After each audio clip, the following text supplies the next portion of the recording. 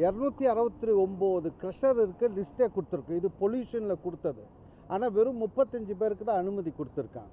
காஞ்சிபுரம் பார்த்திங்கன்னா 162 crush unit இருக்குது, pollution certificate இருக்குது. ஆனால் கனிமவளத்துறை அனுமதி கொடுத்து 28 பேர் தான்.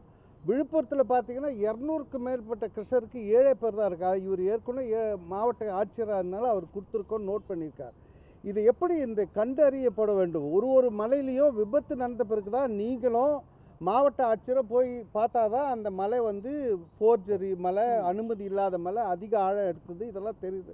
அப்போ இதை கண்காணிக்கிறதுக்கு அரசு வந்து என்எம்ஆரை நியமிச்சோ மேன் பவர் நியமித்து இந்த 4000 க்ரஷரை பார்க்கணுன்ற திட்டம் இப்போ ஏதோ ஒன்று எடுத்துகிட்டு வந்தாங்க. அதை நாங்கள் வரவேற்கிறோன்னு ஏன் சொன்னோன்னா, இப்போ நீங்கள் கேட்டிங்களே இது எப்படி தெரியணும், இது தெரிய வேண்டும் என்பது தான் எங்களுடைய கோரிக்கை. அதுதான் இன்றைக்கி லிஸ்ட்டு கொடுத்துருக்கோம். இதை கண்காணிக்கிறதுக்கு ஒரு மாவட்டத்தில் மைன்ஸ் டிபார்ட்மெண்ட் இருக்காங்க. ஆமாம், என்ன பண்ணுறாங்க? They are all colluded with the quarry owners, கூட்டு களவாணிகள்.